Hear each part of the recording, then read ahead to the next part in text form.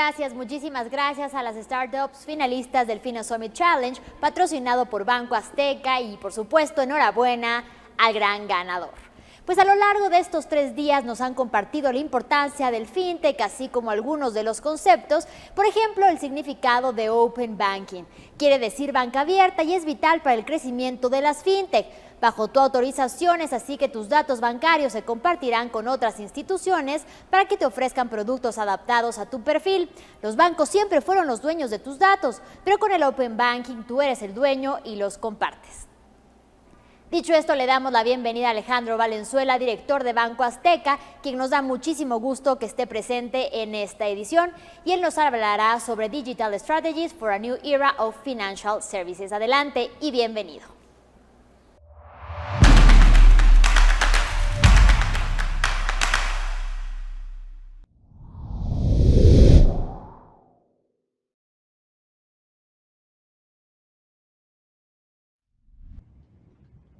Muy buenas tardes y muchas gracias a FinoSummit por invitarnos. Sé que mis compañeros, tanto Rafa Villanueva como Juan Carlos Arroyo, uno ya estuvo con ustedes y Juan Carlos estará esta tarde. Entonces, al pensar qué debía yo hacer con la presentación, decidí que les iba a dar una visión ya de un veterano en los temas que tienen que ver con la era digital y todo lo que está pasando, se lo saben, al derecho y al revés.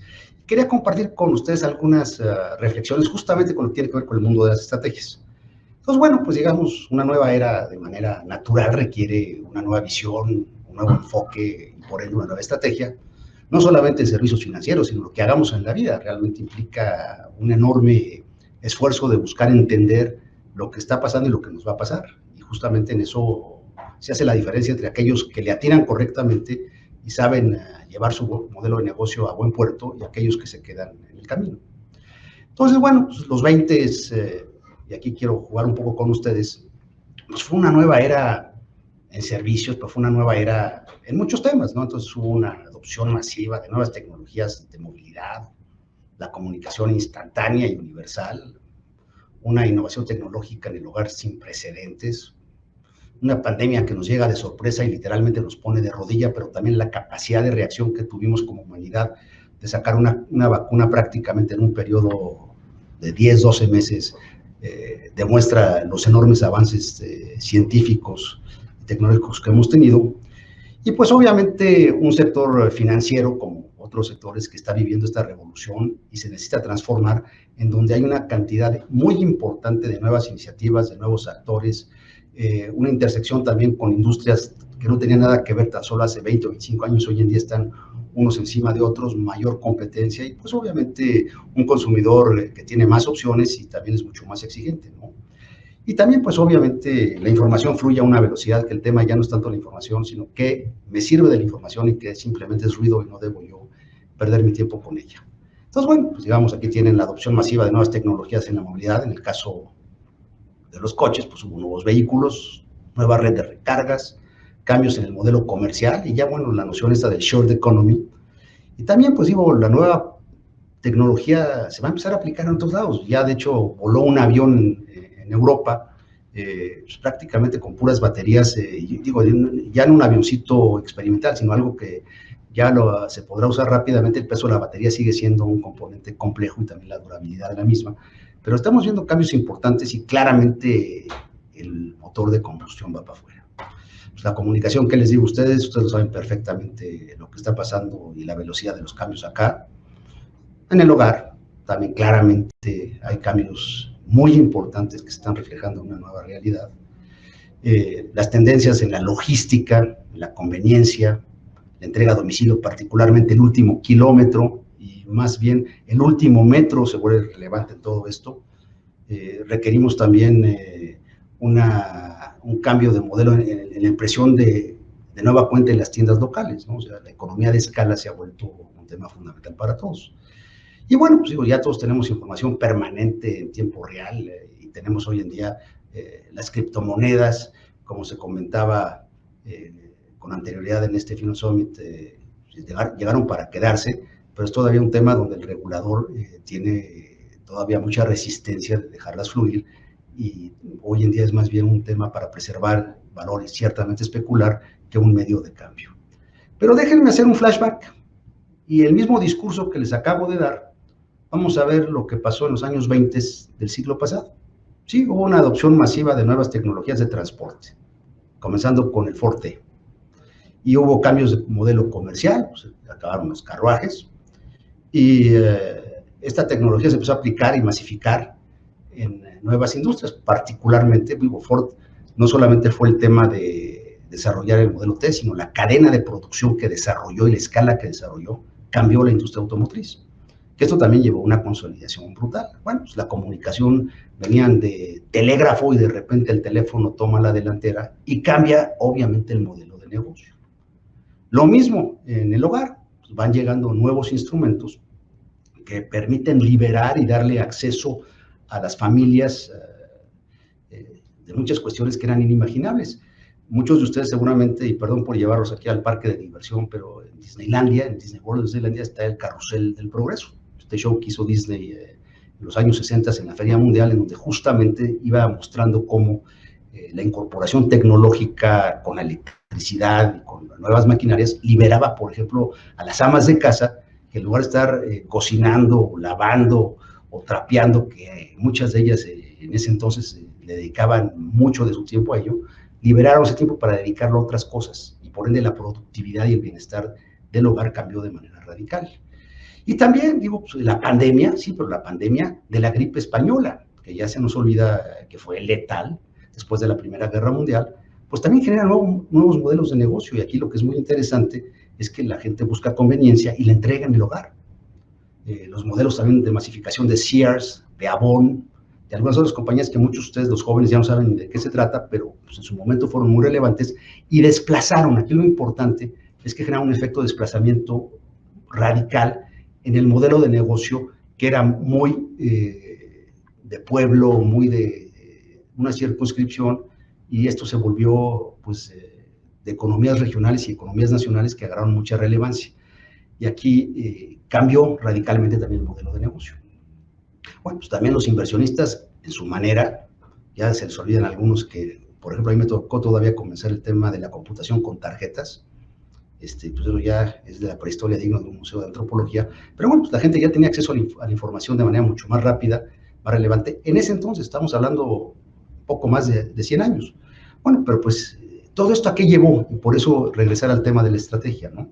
Bueno, pues los años 20, los famosos Roaring Twenties, generaron un desarrollo espectacular, particularmente después de la Primera Guerra Mundial. Hay un cambio de modelo en muchos temas que los acabamos de enunciar, pero también traen nuevos desafíos y nuevos problemas. Aquí simplemente, bueno, pues los 30, además de la Gran Depresión, que obviamente le costó al mundo muchos años. Por ejemplo, Estados Unidos no recuperó su nivel de Producto Interno Bruto hasta después de la Segunda Guerra Mundial. Esto es lo que traía como producción en 1929-30, con todo y la guerra, no fue recuperado hasta 1945-46. Pero bueno, trajo cosas muy buenas, un incremento impresionante en la productividad agrícola, y esto implica que la población agrícola se tiene que desplazar, particularmente a las manufacturas y luego a los servicios. La comunicación telefónica hace mucho más fácil el poderse hablar en cualquier lugar, en los Estados Unidos, por ejemplo, del este al oeste, con mucha rapidez, aunque todavía existía el computador. Mucho más tiempo libre con la electrificación que va llegando a todos los rincones de esas economías, obviamente a velocidades muy distintas, y en esto voy a regresar posteriormente. Las compras nacionales es algo que luego se nos olvida, se genera ya un precio uniforme. Muchas veces los precios eran muy distintos porque pues obviamente con la falta de movilidad de los productos, pues había un precio de X en algún lugar y un precio Y en otro lugar y un precio Y por el mismo producto, por el mismo servicio. Y esto pues fue de alguna forma generalizando, y además de con la información los arbitrajes se fueron eliminando.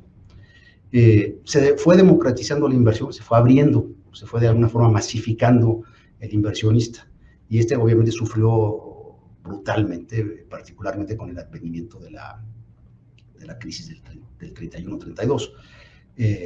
Varias industrias y ciudades se volvieron obsoletas. Bueno, pues piensen ustedes, por ejemplo, aquel que se dedicaba al telégrafo, pues con el teléfono ya era obsoleto. Aquel que tenía caballos, pues ya con el automóvil simplemente ya no ya no era necesario.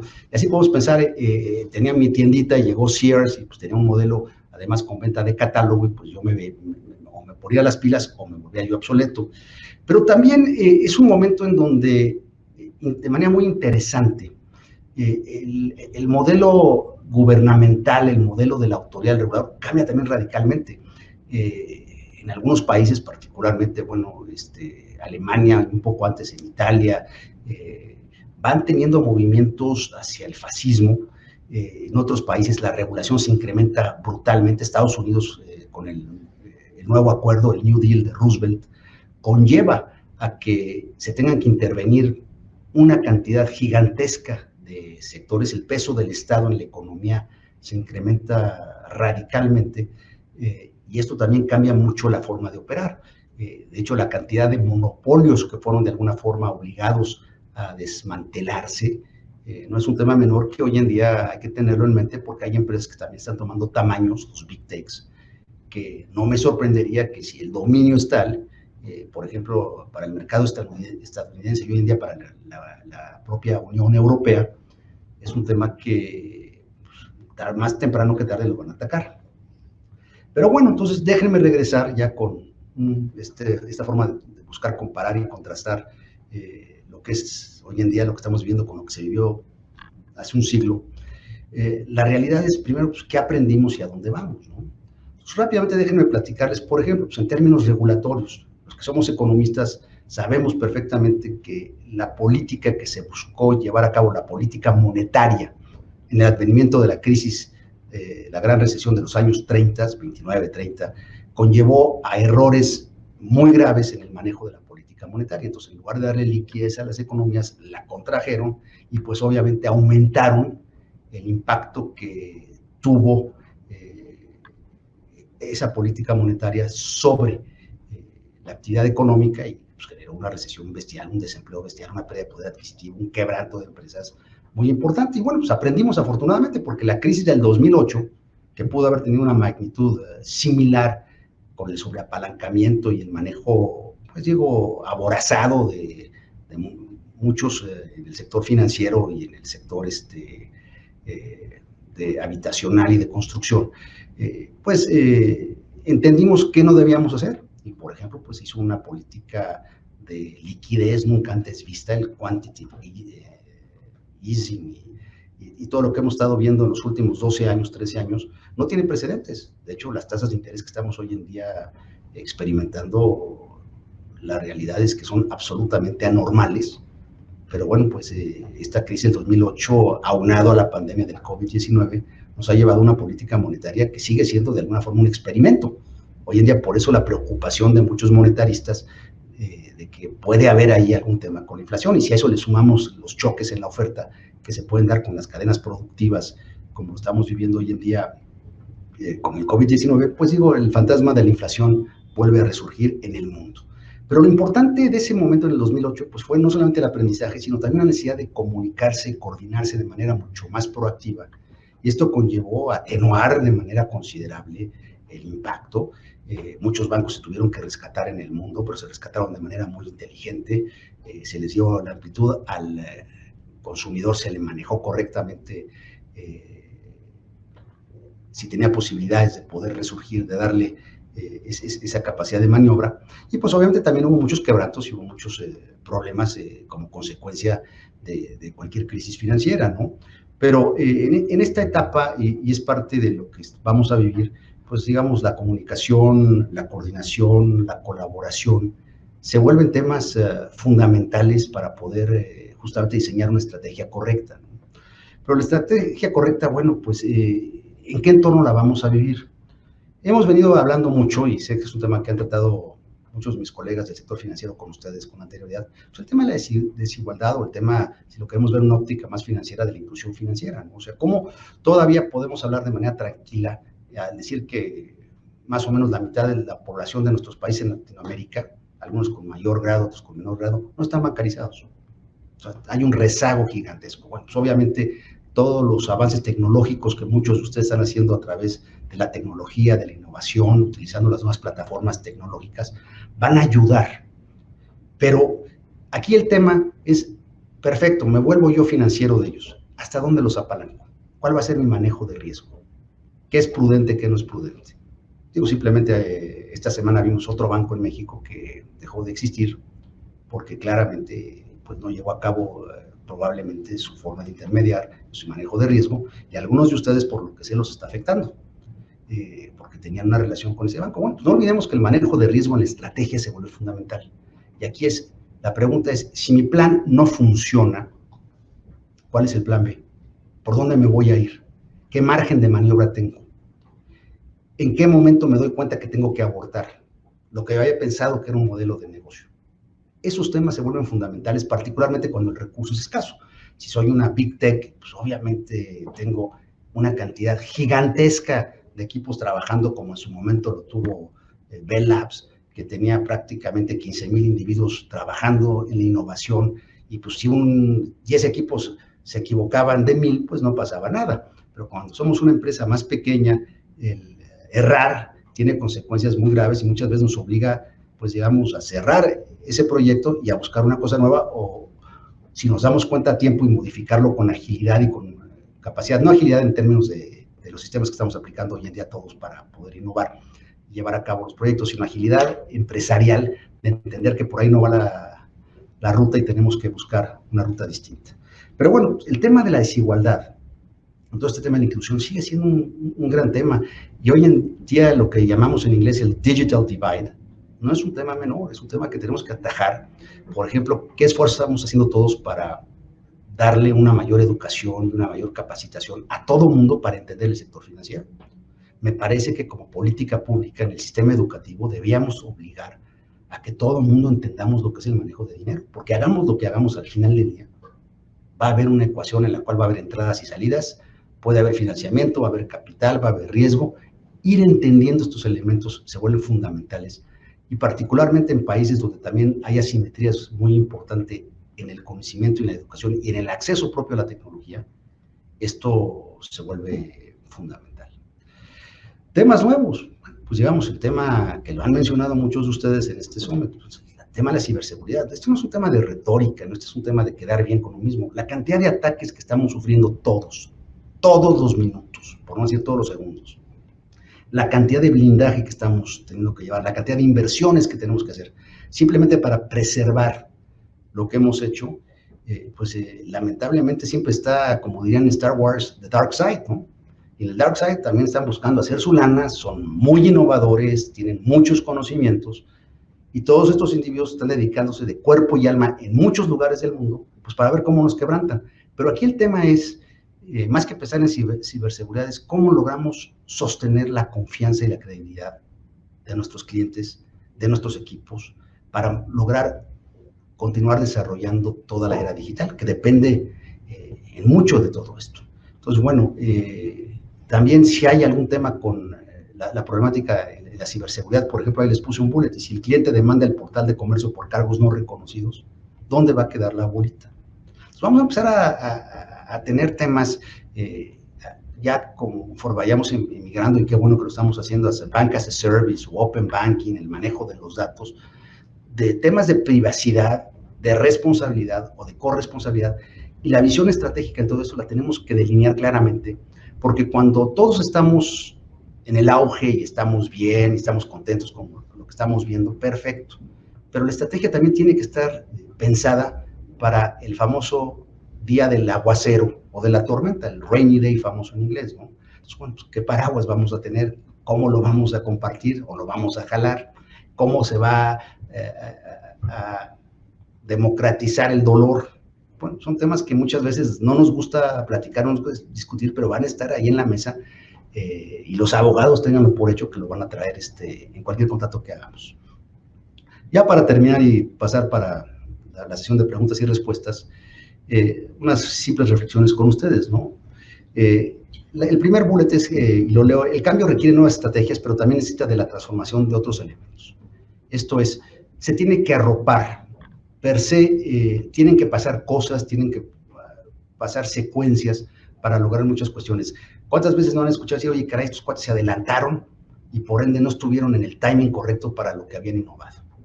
El ir buscando la secuencia y el momento de esa secuencia se vuelve fundamental, en lo que hagamos. Hay un componente también de suerte, pero yo a veces veo más bien que su estrategia y su lectura de haber hecho las cosas fue la correcta.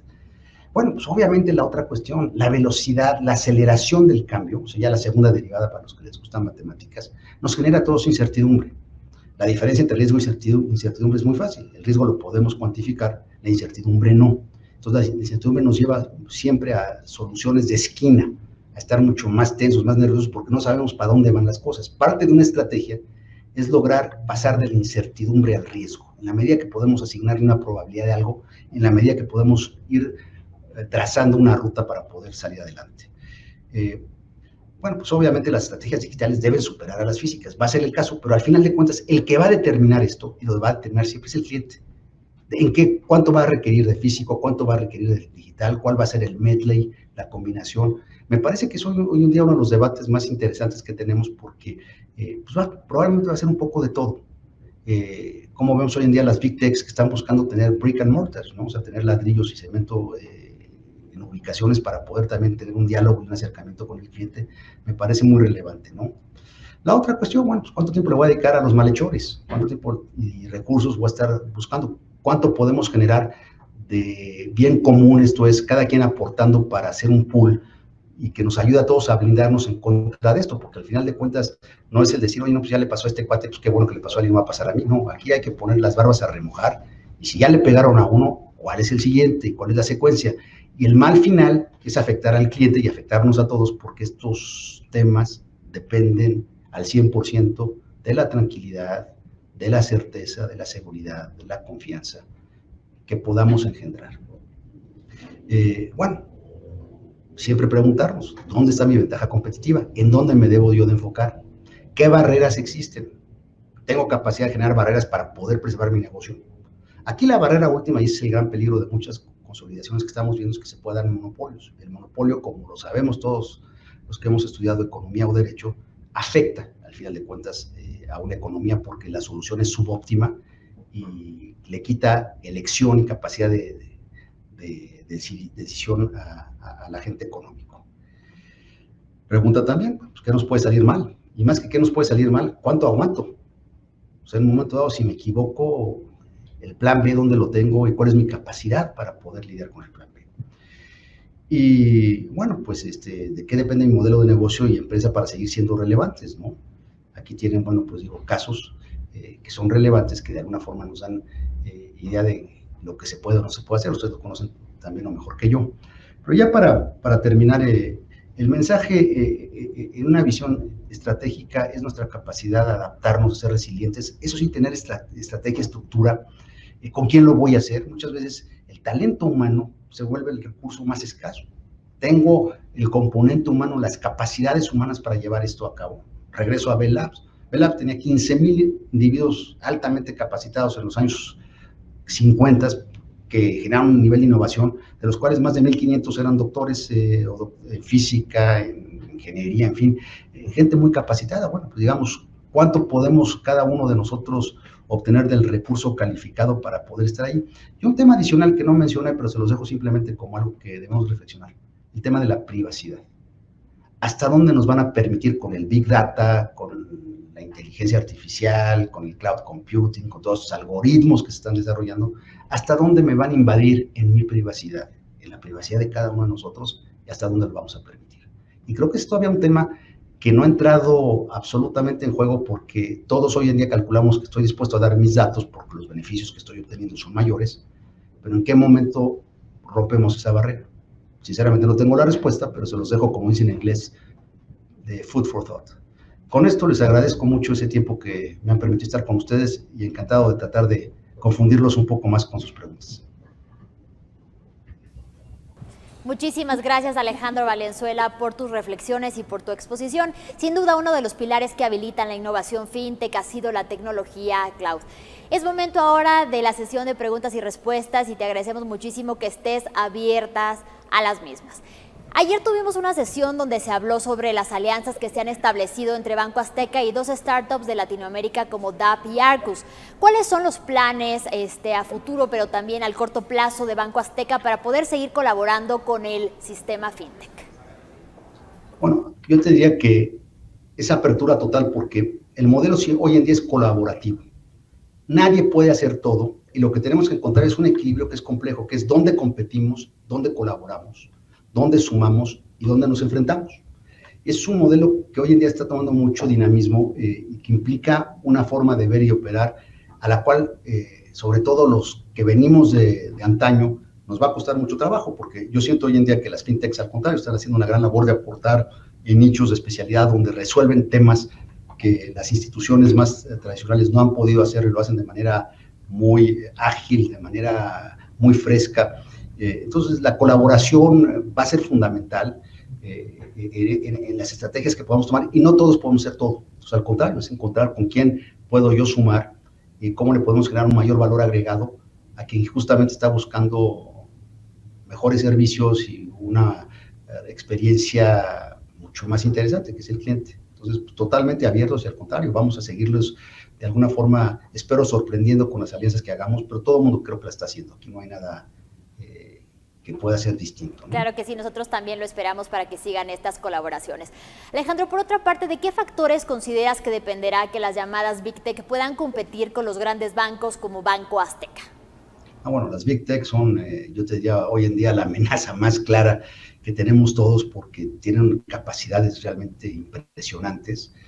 Están encontrando fórmulas para llegar al cliente de maneras muy distintas a las que un negocio que te trae una inercia lo venía haciendo. Entonces, bueno, pues digamos, tendremos que competir en muchos casos con ellos, tendremos que sumarnos, en otros casos también colaborar. Y bueno, aquí también va a ser muy interesante, y lo mencionaba de alguna forma, cuál va a ser la reacción del regulador en el mundo, ¿no? Hasta dónde el tamaño de alguna de estas compañías puede ya ir más allá de lo que se considera saludable para una economía. En Estados Unidos lo vimos desde finales del siglo XIX, cómo empezaron a romper monopolios. En la Unión Europea hoy en día, que es pues, mucho más joven, hemos visto también cómo están buscando de alguna forma regular esto. Y es difícil porque, por ejemplo, pues muchos de nosotros creemos en el libre emprendimiento y sentimos que al contrario, pues tienes capacidades, pues desarrollalas y llévalas hasta su último fin, pero llega un momento en que también eso va en detrimento de las sociedades. Entonces sí vamos a ver aquí en el tiempo reacciones importantes como ya se vieron en el pasado, cuando hubo dominio de algunas empresas en ciertas industrias que de repente las dividieron y los obligaron a trabajar de una manera distinta. Y al final del día la experiencia ha sido positiva porque esa división pues, ha llevado a que tengamos, al contrario, desarrollos mucho más importantes. O sea, esto creo que todavía este arroz se está cocinando y ya veremos cómo se desenvuelve en el tiempo. Bien, y por otra parte, ¿cuál consideras que ha sido el impacto de la banca abierta y cuáles son los retos que todavía existen para su regulación? Bueno, la banca abierta me parece que es realmente impresionante lo que está pasando y va a pasar. Y la banca se tiene que adaptar a esta nueva realidad. Ya el banco de alguna forma deja de estar front stage, ya se vuelve middle backstage. Lo que está buscando todos nosotros es un servicio, un producto, una experiencia, lo que le llaman la jornada del cliente. Y el banco, claramente, el sector financiero va a estar en esa ecuación. El tema es que el cliente no necesariamente los está fijando con qué banco es, de qué manera va a estar ahí y de qué manera también se va a adueñar de sus datos. Hoy en día, creo que tú lo mencionabas muy bien, todavía los datos están en manos de terceros. En un momento dado, cada uno de nosotros va a decir, los datos son míos, yo sé cómo los comparto, o yo sé cómo los comercializo, o yo sé qué manera los utilizo. Y ahí también siento que va a haber un proceso de fricción y va a tener que haber un proceso de educación y de consentimiento muy importante, porque regresamos al último tema que busqué dejárselos en la presentación, que es la privacidad de todos y cada uno de nosotros, ¿no? Hasta dónde estoy dispuesto a que se metan en mi vida personal. Y es un tema que no somos conscientes de él, pero ya estamos muchas veces infringiendo en la frontera del mismo, ¿no? Lo que les pasó a los ingleses hace algunos años con algunas cadenas comerciales de que de repente les llegaba a señores ya grandes productos para bebés y de repente se veían una nota diciendo, pues tú estás embarazada, ¿no? ¿Qué pasaba? Que la hija o el hijo habían tenido alguna relación que estaba llevando a tener un bebé, todavía no se les habían informado a los papás, pero gracias a los algoritmos que tenían estas empresas, ya sabían que venía un bebé. Entonces, bueno, es un ejemplo burdo probablemente, pero pues, fue la realidad en el Reino Unido tan solo hace 15 años, ¿no? Así es, y por último, justamente nos hablabas en tu presentación sobre ciberseguridad y ahora mencionabas que los datos están todavía en manos de terceros. ¿Quién será el encargado? ¿Quién debería de ser el encargado de garantizar la seguridad de los clientes ahora que la banca digital es una realidad y que cada vez es más concurrida, sobre todo en estos tiempos de pandemia? Es una pregunta muy relevante. A mí me parece que tenemos que entrarle todos, o sea, el Estado, los estados van a tener que entrarle a esto, cada uno de nosotros se tendrán que generar también asociaciones, no sé, que nos protejan a todos y que justamente cada uno al final del día seamos dueños de lo que nos pertenece, que son nuestros datos. Ya como busquemos manejarlos, cómo nuevamente comercializarlos, utilizarlos, va a depender pues, de lo que queramos hacer con ellos, pero el individuo siempre decidiendo y encabezando ese esfuerzo. O sea, tú no puedes dejar que un tercero de manera libre decida cómo va a usar tus datos personales, ¿no? Me parece que hoy en día eso no está enteramente manejado por todos. La noción costo-beneficio ha sido tal que hoy en día me es benéfico darle mis datos a muchas compañías, pero va a llegar un momento en que vamos a pegarle una pared. Y si no estamos listos para ellos, puede justamente ir en detrimento de todo este gran esfuerzo que estamos haciendo de digitalizar el mundo, ¿verdad? Muchísimas gracias, de verdad ha sido un gusto para nosotros aquí en FinoSummit Connect tener tu presencia, Alejandro Valenzuela, y ahí está el llamado para que tanto la banca abierta como la banca digital continúe su camino en desarrollo y por otra parte que sea siempre un proceso de ganar-ganar para los clientes y para la banca. Nuevamente gracias y hasta la próxima. Muchas gracias a ustedes, muy buen día.